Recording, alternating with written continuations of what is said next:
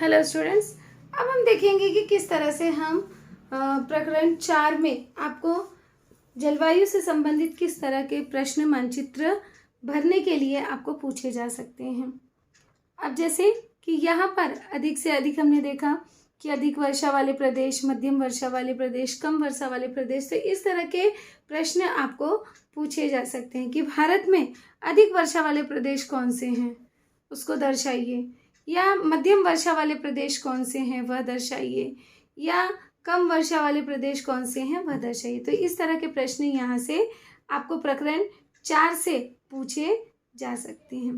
तो इसी तरह के प्रश्न जो है हम यहाँ पर आज देखेंगे कि उसे हम मानचित्र में किस तरह से भरेंगे। तो सबसे पहला प्रश्न है, जैसे अब यहाँ पर पूछा गया कि भारत में, ये सूची है, भारत में अधिक वर्षा वाले प्रदेश। तो अधिक वर्षा वाले प्रदेश कौन कौन से हैं?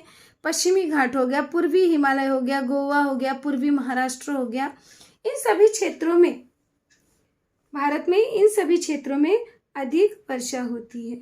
तो इन चारों को हम न दर्शा के एक भी दर्शा सकते हैं, किंतु आपको मानचित्र भरने के लिए दिखाया जा रहा है, इसलिए ये चारों दर्शाए जाएंगे। लेकिन ध्यान में रखिए, एग्जाम में आप इन चारों में से कोई भी एक आप दर्शा सकते हो। अगर इस तरह से आपको पूछा जाता है कि अधिक वर्षा वाले प्रदेश दर्शाइए, तो आप बहुत ही आसानी से कोई भी एक क्षेत्र को, कोई भी एक प्रदेश को आप दर्शा सकते हो। आइए अब देखते हैं कि इसे हम किस तरह से मानचित्र में दर्शाएंगे। तब ये क्या पूछा गया है? अधिक वर्षा वाले प्रदेश। तब यहाँ पर अधिक वर्षा वाले प्रदेश, सबसे पहले मैंने यहाँ पर कहा पश्चिमी घाट। अब ये भाग जो है, ये हमारा भाग है पश्चिमी घाट, ये पूरा भाग हमारा पश्चिमी घाट कहलाता है। तो इसे हम मानचित्र में दर्शा देंगे कि ये भाग हमारा जो है पश्चिमी घाट है, और यह जो है अधिक वर्षा वाले प्रदेश के अंतर्गत आता है। अब ये अधिक वर्षा वाले हो गया, यहाँ पे हम क्रमांक 1 डाल देंगे। दूसरा हमारा क्या है? पूर्वी हिमालय। अब पूर्वी हिमालय के अंतर्गत ये भाग आते हैं, जैसे आपका हो गया अरुणाचल प्रदेश।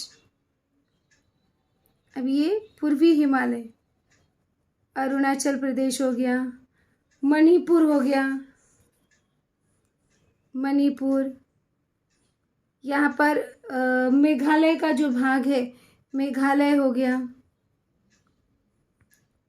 यहाँ पर मिजोरम, त्रिपुरा। अब ये सब जो है पूर्वी हिमालय के अंतर्गत आते हैं, तो यहाँ पर भी हम नंबर 1 डाल देंगे। ये भी अधिक वर्षा वाले प्रदेश के अंतर्गत आता है। तीसरा हमारा है गोवा। अब यहाँ पर ये छोटा सा भाग जो आपको दिख रहा है, ये है गोवा। तो आप इसे भी कलर करके यहाँ पर भी नंबर 1 डाल सकते हो। नंबर 1 इसलिए डाला है कि बार बार आपको लिखने की ज़रूरत नहीं है कि अधिक वर्षा वाले प्रदेश, डायरेक्टली आप यहाँ पर लिख सकते हो अधिक वर्षा वाले प्रदेश, और इस तरह से यहाँ पर नाम भी लिख सकते हो, या नाम न लिखकर आप नंबर 1 इस तरीके से डाल सकते हो। इसके बाद अगला पूछा गया है, अगला यहाँ पे पूर्वी महाराष्ट्र। अब महाराष्ट्र का भाग कौन सा है हमारा? ये महाराष्ट्र है। अब महाराष्ट्र का भी हम देखेंगे, ये हमारा हो गया पश्चिमी भाग, ये हो गया हमारा पूर्वी भाग। तो यहाँ पे पूर्वी महाराष्ट्र का भाग से, पूर्वी महाराष्ट्र पूरा नहीं दिखाएंगे, पूर्वी महाराष्ट्र का कुछ भाग है जहाँ पर अधिक वर्षा होती है, तो यहाँ पर भी हम डाल देंगे नंबर 1। तो ये हमारे हो गए अधिक वर्षा वाले क्षेत्र। अब दूसरा देखेंगे, जैसे मध्यम वर्षा वाले प्रदेश। अब मध्यम वर्षा वाले प्रदेश कौन से हैं? जैसे ये हो गया हमारा पश्चिम बंगाल। पश्चिम बंगाल के लिए हमने सूची बनाई है इस तरह से, तो यहाँ पे हम इसी तरह की सूची से दर्शाएंगे कि ये जो भाग है पश्चिम बंगाल का, यहाँ पे नंबर 2 डाल देंगे, जो कि हमारा मध्यम वर्षा का भाग है। इसके बाद है पश्चिमी आंध्र प्रदेश। अब पश्चिमी आंध्र प्रदेश, आंध्र प्रदेश हमारा ये हो गया। अब इसका ये भाग जो है ये पूर्वी है और ये पश्चिमी है। तो यहाँ पर मैंने सिर्फ कहा पश्चिमी आंध्र प्रदेश, मतलब ये भाग जो है, ये भाग पश्चिमी आंध्र प्रदेश, पूरा आंध्र प्रदेश नहीं, सिर्फ पश्चिमी आंध्र प्रदेश का भाग जो है ये मध्यम वर्षा के अंतर्गत आता है। अब यहाँ पे भी हम नंबर 2 डाल देंगे। इसके बाद आता है कम वर्षा वाले प्रदेश। अब कम वर्षा वाले जैसे कि बिहार। अब बिहार कहाँ है ये आपको पता होना चाहिए कि ये कहाँ है। अब ये है बिहार, तो बहुत ही आसानी से आप सिर्फ ऐसे लाइन खींच सकते हो। बिहार के लिए हमने यही सूची बनाई है। यहाँ पे हम नंबर डाल देंगे 3। इसके बाद है राजस्थान का पश्चिमी भाग। अब राजस्थान राज्य कहाँ है, ये हमारा राजस्थान है, ये इसका पश्चिमी भाग, ये इसका पूर्वी भाग। तो राजस्थान का जो पश्चिमी भाग है वह जो है कम वर्षा के अंतर्गत आता है। इसके बाद है गुजरात। अब गुजरात कहाँ है, ये रहा। अब ये भी जो है कम वर्षा के अंतर्गत आता है। तो बहुत ही आसानी से अब यहाँ पर भी हम नंबर 3 डाल देंगे और यहाँ पर भी हम नंबर 3 डाल देंगे। अब इस तरह से आपको क्या करना है, सूची बनानी है। जैसे हमने यहाँ पर सूची बनाई है। अगर आप सूची बनाओगे, जैसे अधिक वर्षा वाले प्रदेश बनाया, तो आप इन तीनों में से, चारों में से कोई भी एक दर्शा रहे तो उसका नाम आपको लिखना पड़ेगा एग्जाम में। जैसे अधिक वर्षा वाले प्रदेश महाराष्ट्र, उसके बाद आपको दर्शाना है, या पश्चिमी घाट, उसके बाद आपको दर्शाना है, और ये नंबर आप वहाँ पर लिख सकते हो। तो इसी तरह से आपको मानचित्र भरना है। अब इसी कड़ी में है हम जो है आगे देखेंगे ब्राज़ील का, कि ब्राज़ील का आपको मानचित्र किस तरह से भरना है। अब ये हमारा ब्राज़ील का है। अब जैसे हमने भारत का देखा, उसी कड़ी में हम देखेंगे ब्राज़ील का, कि ब्राज़ील के भी अधिक वर्षा वाले क्षेत्र कौन से हैं, कम वर्षा वाले क्षेत्र कौन से हैं, और मध्यम वर्षा वाले क्षेत्र कौन से हैं। तो सबसे पहले हम बात करते हैं अधिक वर्षा वाले प्रदेश। अब अधिक वर्षा वाले प्रदेश यहाँ पर ब्राज़ील में, उनके नाम देख लीजिए, Amazonas, Rio Grande do Sul. अब आप कोई भी एक लिख सकते हो, यहाँ पर हम दर्शाएंगे दोनों, लेकिन एग्जाम में आपको 1 नंबर के लिए पूछा जाता है, इसलिए आप कोई भी एक लिख सकते हो। और सूची इस तरह से आप कोई भी अपने मन से बना सकते हो। दूसरा है कम मध्यम वर्षा वाले प्रदेश, जैसे सांता कैटरीना, इसके बाद पोराइमा। अब ये सब कम वर्षा के अंतर्गत आते हैं, मध्यम वर्षा के अंतर्गत आते हैं।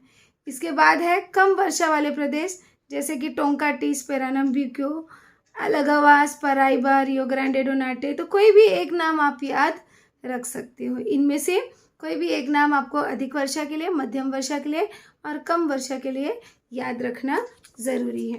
तो आइए देखते हैं कि किस तरह से हम इसका मानचित्र भरेंगे। तो सबसे पहले बोला गया है अधिक वर्षा वाले प्रदेश। अब अधिक वर्षा वाले अमेजोनास, तभी हमने उसके लिए कलर, अब ये पूरा भाग जो है अमेजोनास है, तो उसके लिए हमने कलर पार्ट रखा है। तो उसी तरह से यहाँ पर हम कलर कर देंगे। आप यहाँ पर पेन पेंसिल का इस्तेमाल कर सकते हो। भरने के लिए आप पेंसिल का इस्तेमाल कीजिए और लिखने के लिए पेन का इस्तेमाल कीजिए। अब इस तरह से हमने यहाँ पे अमेजोनास का भाग दर्शा दिया, जहाँ पर अधिक वर्षा होती है। इसके बाद यहाँ पे हम नंबर डाल देंगे, 1 नंबर। दूसरा है रियो ग्रांडे डो सुल।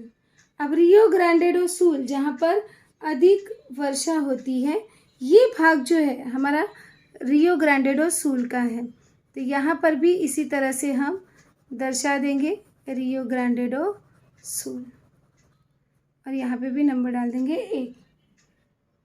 अब दूसरा प्रश्न पूछा गया मध्यम वर्षा वाला प्रदेश। अब मध्यम वर्षा का है यहाँ पर सांता कैटरीना, तो हमने यहाँ पे डॉट डॉट का यूज़ किया है, तो यहाँ पर हम डॉट डॉट लिख देंगे। और ये आपका एरिया जो है, क्षेत्र जो है, ये है सांता कैटरीना, वो आपको पता होना चाहिए कि कहाँ पर है।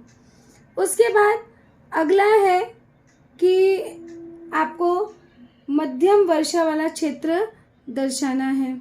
तो यहाँ पर पुराइमा, पुराइमा जो है वह, या रोराइमा, पुराइमा नहीं बल्कि यहाँ पर आप लिखोगे रोराइमा, पुराइमा नहीं होगा, रोराइमा। तो रोराइमा जो है यहाँ पर मध्यम वर्षा वाला क्षेत्र है। तो ये जो भाग है ये आपका है रोराइमा। तो ये जो है मध्यम वर्षा के अंतर्गत आता है। अब इसके बाद हम देखेंगे कम वर्षा वाले प्रदेश। अब कम वर्षा वाले, जैसे ये हो गया आपका पेरानाब्यूको। अब इसके लिए सिर्फ आपको ये जो भाग है पूरे कम वर्षा वाले क्षेत्र हैं। पेरानाब्यूको हो गया, ये भाग जो है आपका अलगावास का हो गया। इसके बाद रियो ग्रांडे डो नॉर्टे, ये भाग जो है आपका रियो ग्रांडे डो नॉर्टे का हो गया। ये भाग जो है आपका पराइबा का हो गया। मतलब ये जो पूरा भाग है ये आप दर्शा सकते हो कम वर्षा वाले क्षेत्र के अंतर्गत।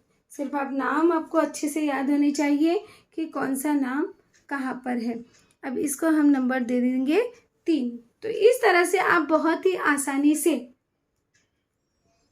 कम वर्षा वाले, अधिक वर्षा वाले और मध्यम वर्षा वाले प्रदेश को दर्शा सकते हैं।